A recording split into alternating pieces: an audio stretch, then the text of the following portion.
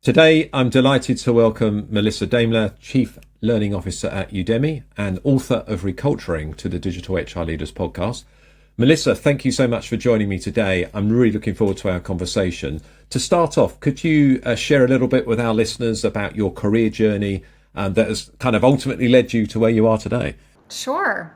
That's always a big question, uh, especially when you've been doing this as long as I have. So I've been in tech for over 25 years. I've been really lucky and grateful to have had the opportunities that I've had. I say that I learned a lot and really cut my teeth in HR at Adobe. So I was in the people partner area and really built out organizational development at Adobe. Was there for an unbelievable 11 years, which seems crazy. When I say this to any of the millennials, they just look at me like they have no idea what that even means, given the tenure in a lot of companies now. But had the opportunity, as a lot of us do in bigger companies, to take on different roles. And I think we're going to talk a little bit about skills. Was able to kind of both leverage and build new skills in that 11-year journey. And then, hopped over to Twitter, which was what I would call in its glory days, and was really able to build the learning and OD team from scratch there, building that company from less than 1,000 employees to 4,000. Became a public company. So that was a lot of good learning there. Had a journey at WeWork, learned everything that you should not do in a company and building company culture. And then the opportunity here at Udemy was huge. I've been here 3 years and really came into, it was after I wrote my book, ReCulturing, and had my own consulting gig for a few years. And so they wanted to reculture themselves. They were evolving as a learning organization and really thinking differently about culture and learning and how that connects.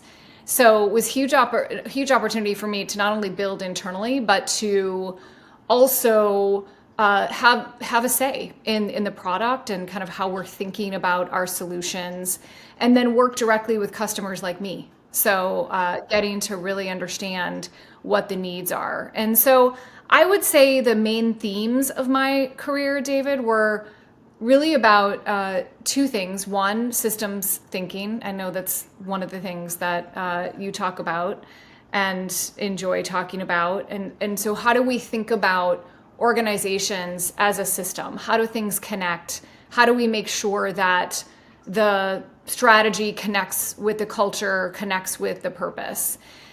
And then I think the other piece is, really about scale or building. How do we take what we have today from the processes, the practices, the values, the behaviors, the strategic way of working, and make sure that we keep those foundational components, but we also figure out ways to be agile and scale and build. So I'm a builder. I love building teams and thinking about ways to scale both people and processes. So that's how I would sum up my career. That's really helpful. So we're going to dig in a little bit to about reculturing and some of that systems thinking that you talked about. Then we're certainly going to talk about skills. But before we do that, I guess one of the interesting things that you have at Udemy is you are essentially customer zero for the organization. So, you're, as you refer to, you're helping your company develop the product that they ultimately will then deliver to other customers, which must be quite an interesting thing. I mean, it's not many people. I mean, I've spoken recently to Nicole Lamoureux, the CHRO at IBM, who's similar, and I've spoken with Microsoft and Workday in the past. But there aren't many organisations where you work in an HR or chief learning officer role and you're effectively a customer zero. Yeah, it's hard. I mean, it's both. I talk a lot about polarities, and I would say it's both exciting and challenging. Every single day. When I first joined, I remember talking to our CEO at the time, and I told him after the first week, I said, "This is just it's overwhelming because I feel like."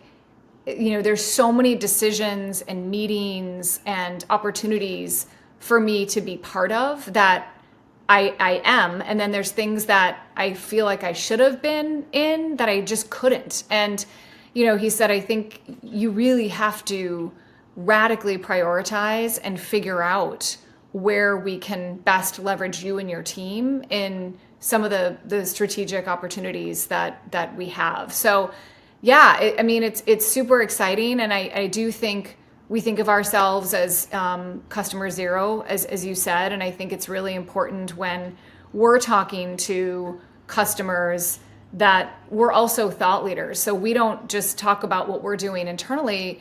We have such a huge advantage to have 16,000 other customers that are also thinking through some of the things we're challenged by with regard to AI and skills, and I know we're going to talk all about that, but we obviously use our product and think differently about how to embed it into total holistic learning experiences, and so we give all that away to our customers because especially if it works. We also share what doesn't work, where we've failed or where it hasn't quite turned out how we wanted. But it's just, to me, all about idea exchange.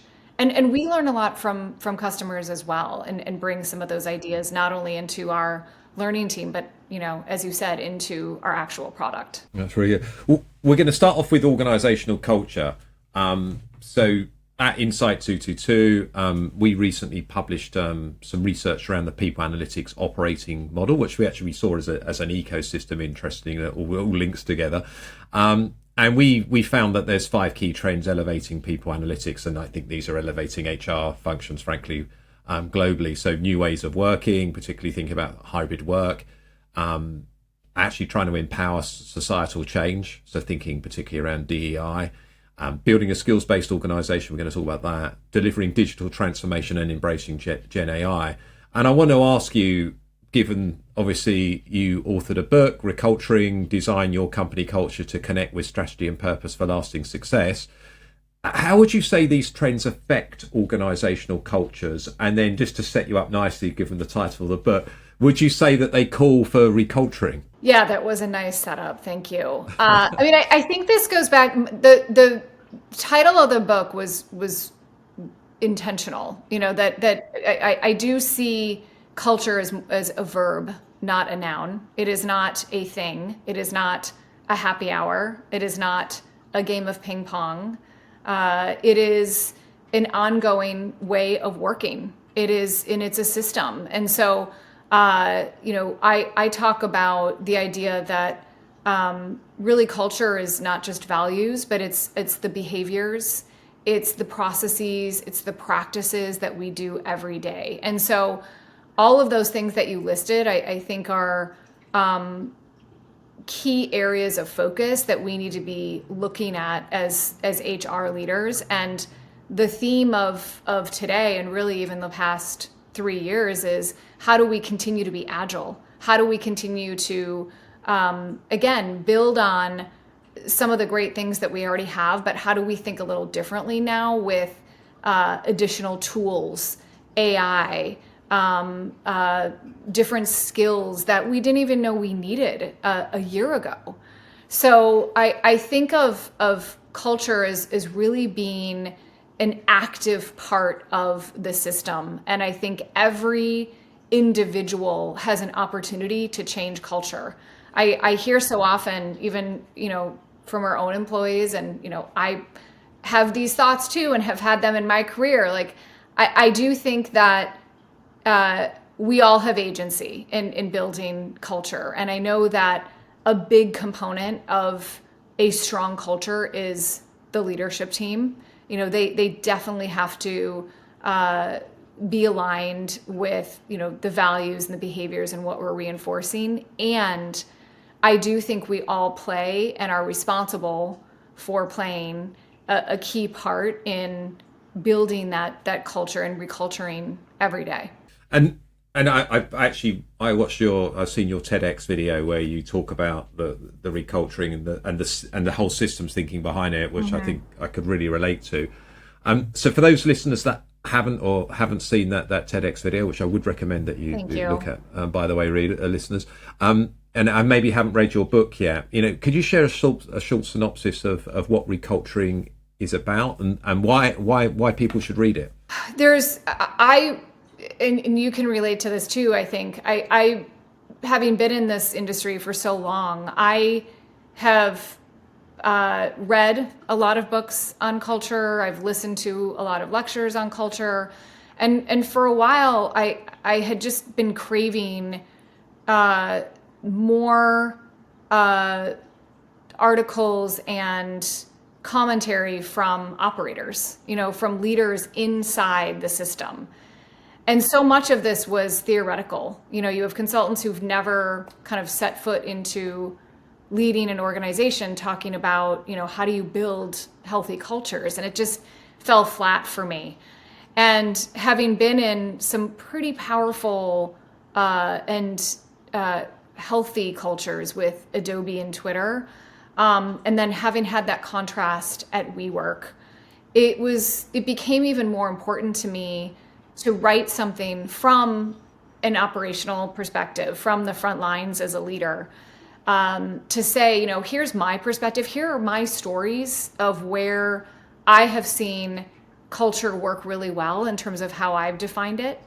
And then here's where I think it's gone wrong. And so that was the compelling reason that I wanted to write a book. I think most books that I've read, a lot of books can be an article. Mine started with an article. I wrote an article for HBR after I left WeWork after a lot of reflection. And just that was really the impetus for the book. A lot of people, it went, viral, and a lot of people had asked, hey, how do you do this? Tell me more, share more stories with me about where this goes wrong.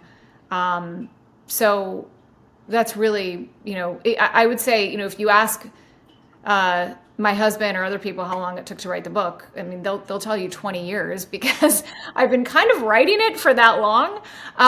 But yeah, ultimately it was after WeWork, I really just wanted to put a stake in the ground and say, this is what I think good culture is, and this is what it isn't. And I think you actually talk about it, as I said, as a system, don't you? It starts with behaviors, values-based behaviors, I think. Yeah, I would say it is more behavioral from my standpoint. I think I gave this example in the TED Talk. You can have two very different companies both talking about the value of innovation, but have very different outcomes that they want from that value. One may want to speed up their kind of innovation process. One may want to slow it down to have more quality ideas. So I think, and we did this at Adobe, we didn't just talk about teamwork. We actually talked about what would that look like? If we were teaming together effectively, what are some of the behaviors that we would be doing? And frankly, what would we not be doing? I think it's good to have those conversations as well. I would say, if I were to write that book again today, and we're talking about this more at Udemy and with other customers, I would go further and talk about skills. And so as we think about even our value of always learning, we have a behavior of engaging in constructive debate. And we debated that one a lot because there are so many companies out there that have learning as a value, but the actual behaviors are likely different. We thought at Udemy that in order to learn most effectively, we had to debate more. We had to really make sure that we were getting different points of view. And we also realized that we weren't good at that.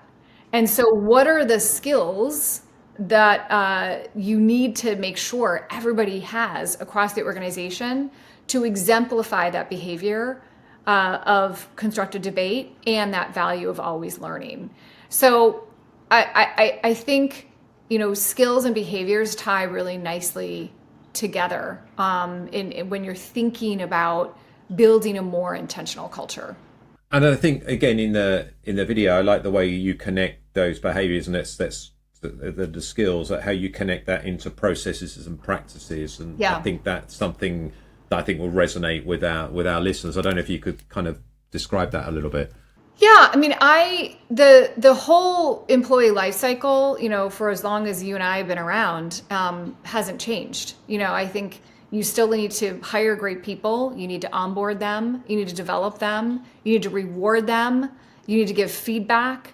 And so, how do you take that kind of baseline of foundational processes, leverage that to really integrate and infuse some of these core behaviors?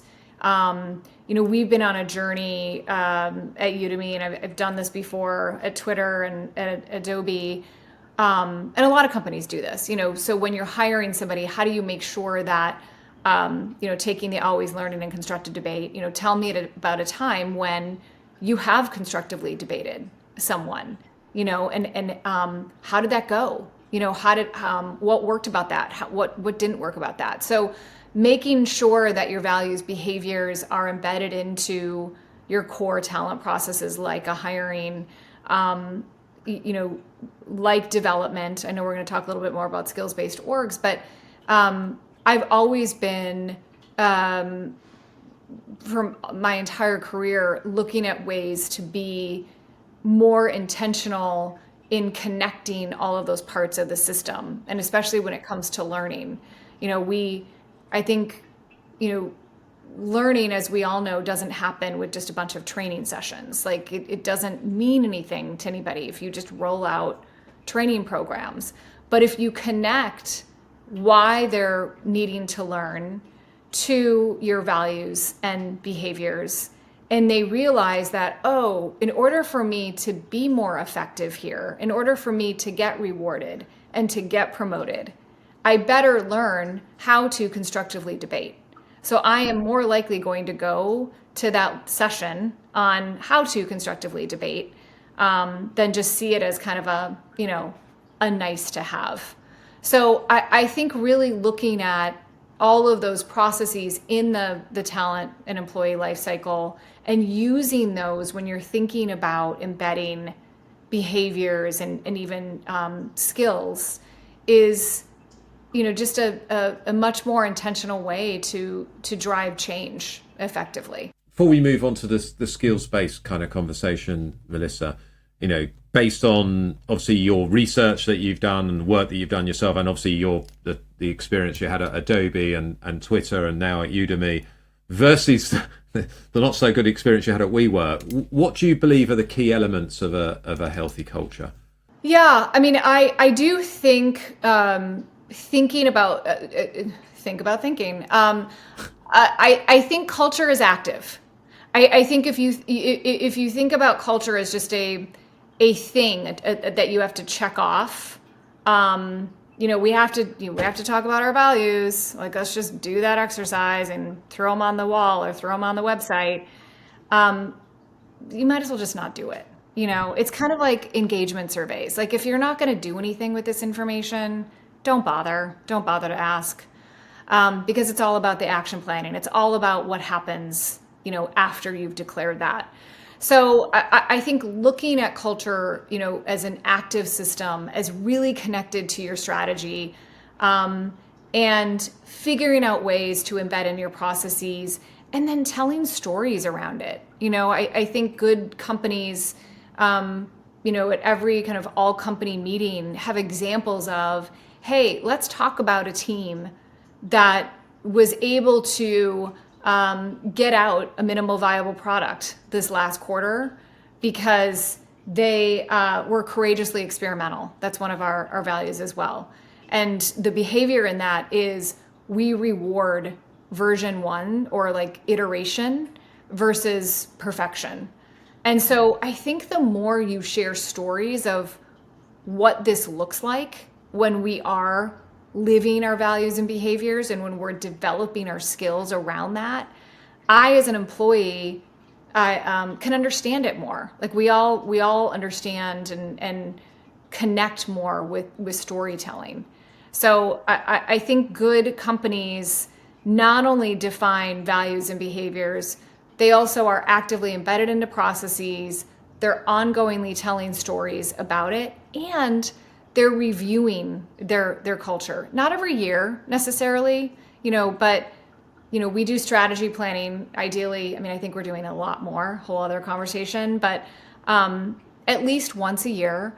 I'm not saying you have to look at your culture once a year, but I would say, and I talk about this in the book, there are key inflection moments of an organization where it might be a good time to take a step back and say, hey, let's take a look at, our values and behaviors again, and if this is really what we need going forward. So as an example, at Adobe, change of CEO, that was a moment for us to kind of look and take a minute and look at our values and behaviors.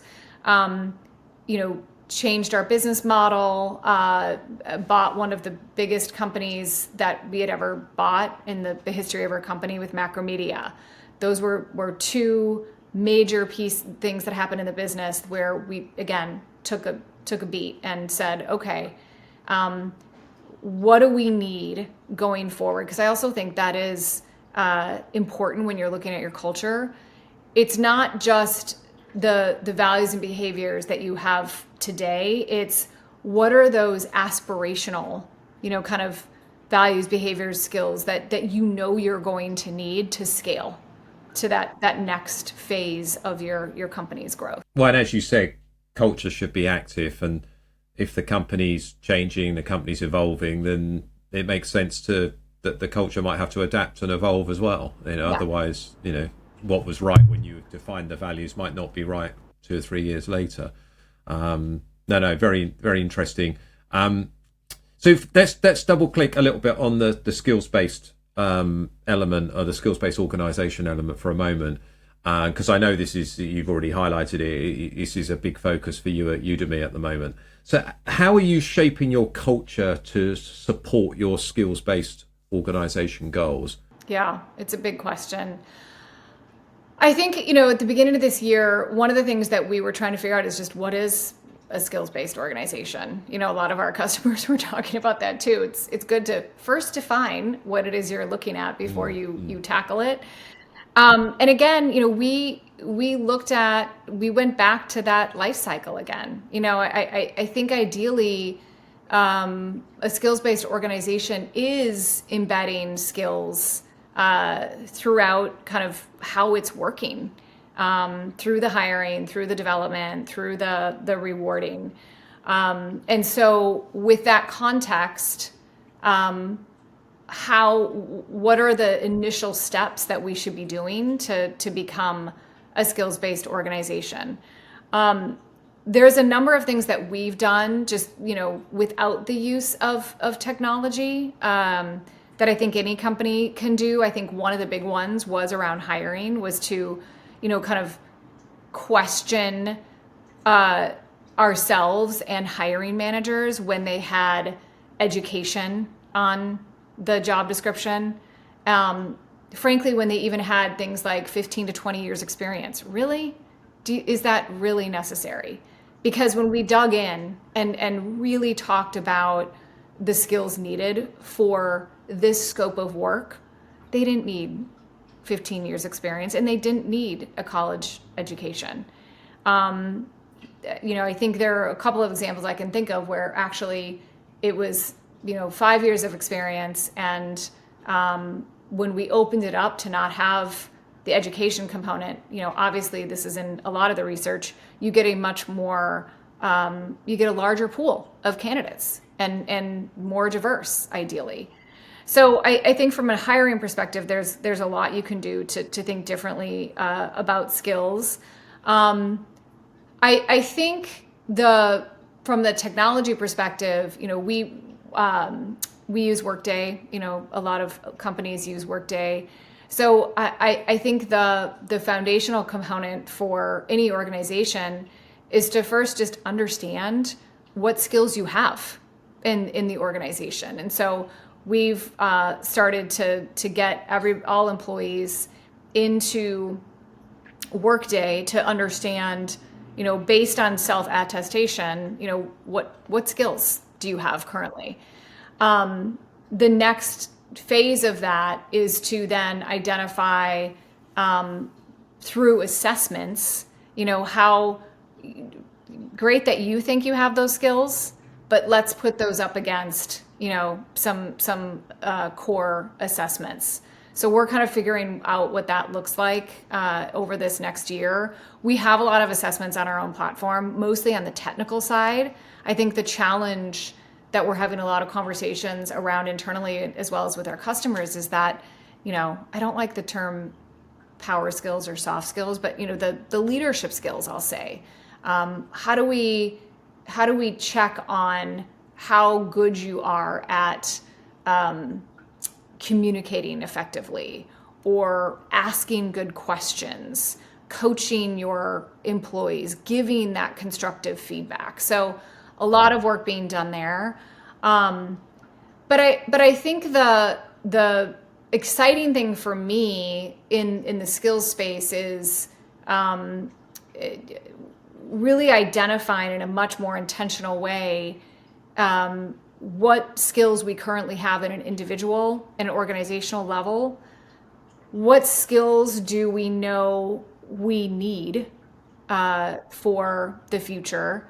And then what's our gap, and how do we address that gap? Do we hire for that gap, or do we develop for that gap? And it's probably a little bit of both, but I think the first thing that I get really excited about is just to be super clear about the landscape. What is our current state in terms of skills? And I think, and then I'll pause, but I have this debate with so many people about skills-based organization. Like, is this just another HR term? Is this a trend? Because really, haven't we been doing this for 20, 25 years? And I would say yes, and, I think it's a both and thing. I think we have, I still remember, and I have PTSD from, the years of building competency binders and, being done with that project after a year and a half, and then putting it on a shelf only to start all over again. And I don't think competencies as a foundational component to understanding an employee is gone, but I would say competency is a much broader way of looking at employees. It includes skills, but it's also it's knowledge, it's experience, it's a much broader definition. I think with skills, we have an opportunity to much more precisely define, going back to those observable areas again, what are those observable capabilities that I have or I see you doing? And it gives us a much more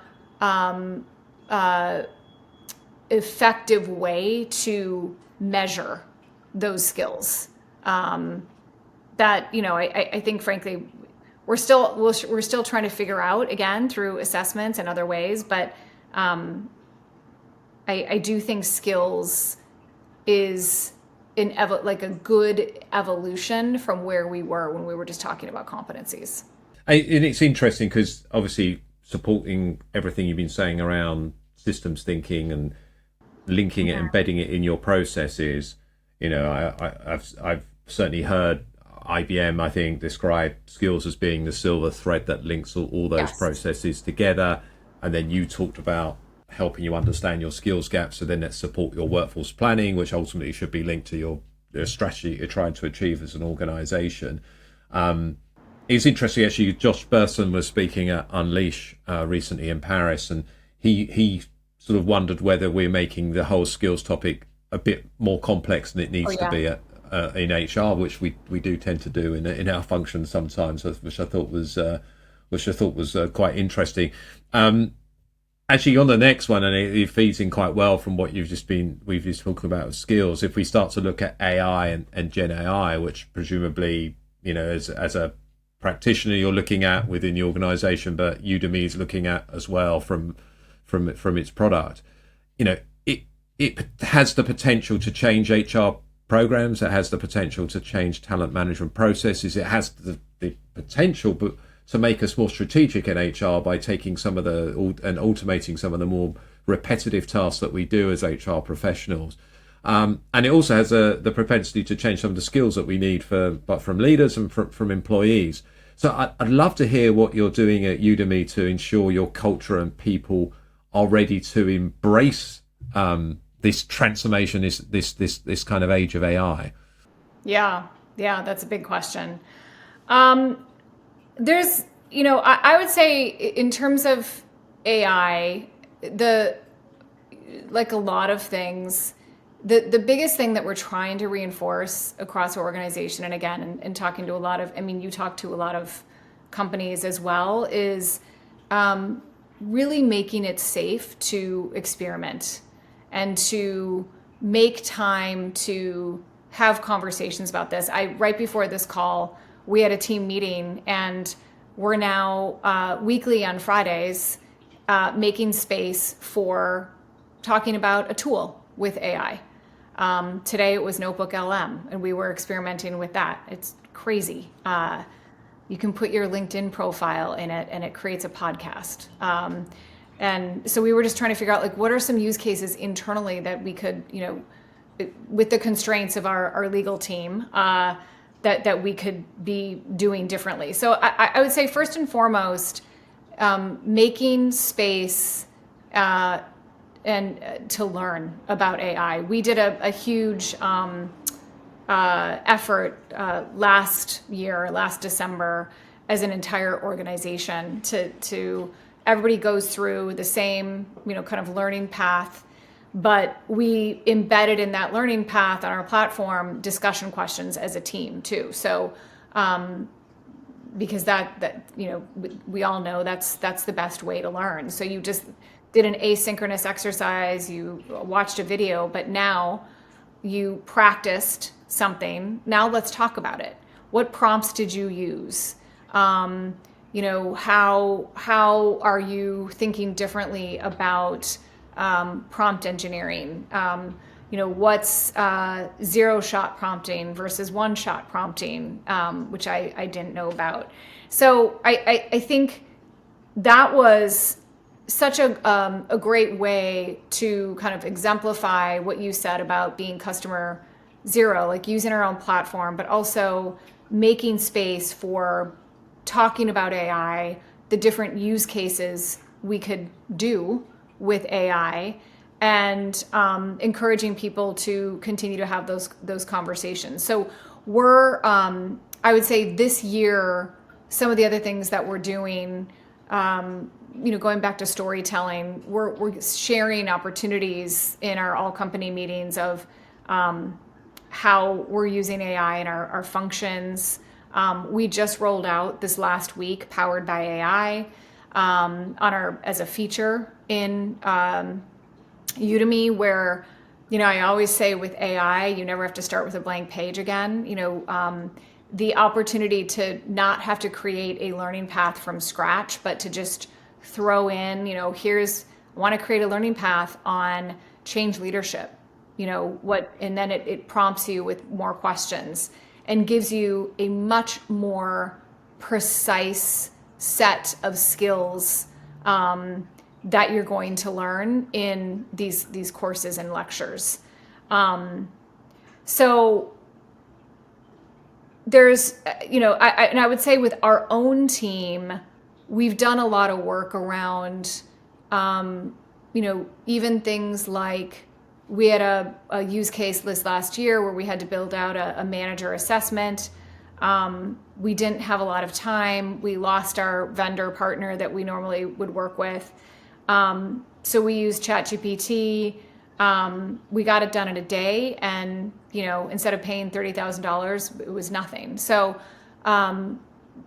we have a lot of other use cases around building learning experiences through ChatGPT. I know a lot of other colleagues are doing that as well, like really customizing the experience, like making sure that our decision-making model is in there, how we think about our values and behaviors, like all of that is inputted into ChatGPT. So you have a much more kind of curated and contextualized learning experience in one of our leadership programs. So that's a lot. So I would say being curious, making sure that we're experimenting, making sure that we're sharing use cases. I think we're also trying to figure out different ways to, I was just talking to our CEO about this a couple of weeks ago. What are some ways that we can, even by function, lead the way with AI? So open enrollment just started with us. Could we create a chatbot that answers a lot of the benefits questions that are coming up? Like I would say 80% of those questions could be answered by a chatbot. And so it would save our benefits team a lot of time that they could then use to be much more strategic elsewhere. So that's a lot. I'll pause there, but I don't know if any of that is resonating. Oh yeah, definitely. I mean, I think curiosity, being able and willing to experiment, so important because things are changing so quickly. So yeah, it definitely resonates. I think what you're doing there, and those examples that you gave, Melissa. I would say too, like one of the things that we're really trying to figure out, like I always think about AI as like, what are things that we can augment? What are things that we can automate? What are things or skills that we have to amplify? And so there's some people that I'm following out. I'm sure Ethan Malik from MIT. I'm reading his book on co-intelligence. I just listened to a woman by the name of Manuela Veloso from she does AI research at JP Morgan. Both of them, what I so appreciate about their work and their themes, what they're talking about is this whole idea of human in the loop. That there's so many opportunities for us to work together with AI, and the way that we can build much more empathetic tools and chatbots it depends on us as humans and the skills that I don't think, hopefully, I don't think we're ever going to see AI have the kind of empathy we have as human beings and the kind of curiosity. So those are skills that I would say we're trying to figure out, how do we amplify those and how do we make sure our leaders are continuing to develop those as we're also skilling people up around using AI and being comfortable in AI. So yeah, just how does all of this can be overwhelming, all the tools that are out there with AI and how we leverage those. But how do we continue to inquire around complementing those tools with the human side of our work? And I think a lot of what we talked about, Melissa, I mean, one of the sort of top themes that really comes through is intentionality. Mm-hmm. It's about whether applying it to AI or to skills, it's that curiosity as well and everything. I mean, again, based on your experience, how can thinking about the listeners, and most of the listeners on this podcast are HR professionals such as yourself, how can organizations stay more intentional about their culture? What are some of the systems that they can put in place to kind of get that intentionality there? I would look at your values and behaviors, and really try to figure out, how do those tie to your purpose and your strategy? Are you clear, on what it would look like if those values were really showing up in your organization? And, from that, how do you make sure that there's opportunities to kind of reinforce those behaviors and skills? We talked a lot about processes, but I'm such a big fan of ritual and habits and practices that you can do on a daily, weekly basis within your own team. So take a moment and maybe with your team every week and talk about one of the behaviors, or how did those show up for you this week, or maybe there's a theme this quarter that you can talk about in your team meetings. But looking at your practices around meetings and communication and connection, could there be opportunities for you to kind of infuse or integrate behaviors and skills more intentionally there? Because those are things we're already doing. One of the other themes I hope you're taking away is like, let's not kind of add on more stuff to the already overwhelmed leader in a company. How do we take kind of the practices and things and processes that are already happening and leverage those to be more intentional and talk about the kinds of behaviors and skills that we want to see more of? And again, based on your research and your own experience, what are some of the key pitfalls to avoid? Where have you seen organizations going wrong before, where they're designing and building a culture? I think they stop having the conversations, or they stop when they've made the list and they're done. Or they don't see it tied to strategy. I do think that a lot of us are in calendar years, and we're in the middle of, or the beginning of, strategic planning for next year. This is an opportunity, even if you don't reculture fully, to take a moment and look at, if this is the strategy that we're trying to build for 2025, don't even say the word culture. What are the behaviors that we need, or the skills we need to make sure that our leaders are driving that strategy? Or what do we make sure we need to reinforce with our teams to make sure that we're continuing to courageously experiment? So I think even having those kinds of conversations with your leaders it's a huge step forward. And again, you don't have to say the word culture even. You don't even have to say the word values. I mean, just taking the context of strategic planning and really integrating it with what that would look like. I always think about the what and the how. So if this is what we're doing for next year, are we clear on, how that's going to work?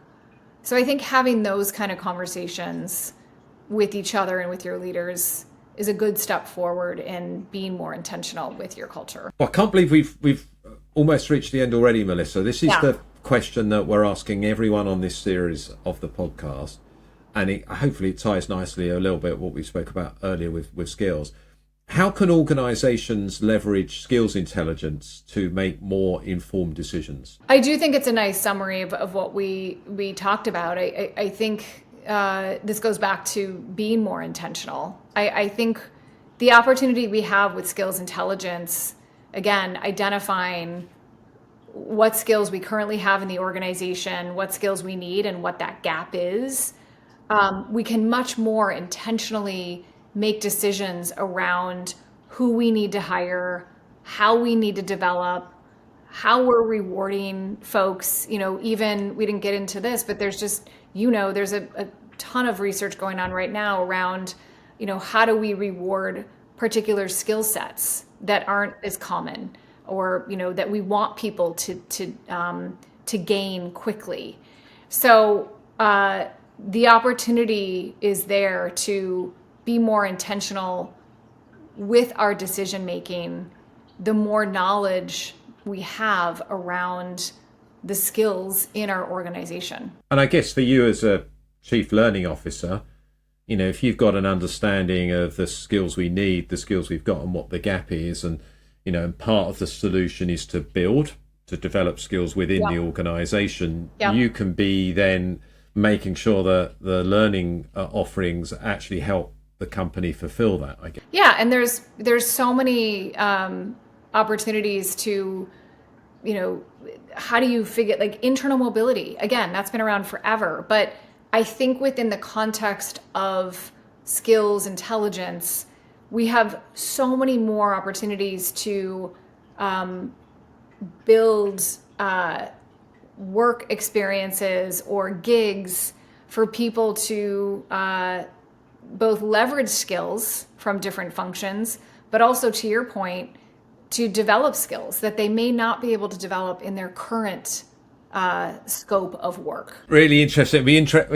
Sit down 3 or 4 years time, Melissa, as we get to 2030 and see how things have changed. Yeah, because everything's changing so fast. Yeah, it's been a real pleasure speaking with you today. And before we wrap up, where can listeners find out more about you and maybe find out about the ReCulturing book as well? Sure, thank you. MelissaDaimler.com, my website. I'm trying to be more active on LinkedIn. You can find me there, Melissa Daimler. Those are probably the best places. And if they want to find out more about Udemy, it's udemy.com, is that right? Udemy.com, yep, for sure. Perfect. Well, Melissa, thank you very much. I look forward to maybe seeing you at a conference in 2025, maybe meeting you in person. So thank you for sharing your time and knowledge with listeners of the Digital HR Leaders podcast. Thanks for having me. In this series, we will be speaking to a range of senior leaders who are pushing a data-driven and digital HR agenda. Make sure that you subscribe via your podcast app of choice and also via our YouTube channel for free and regular interviews with the digital HR leaders of the future.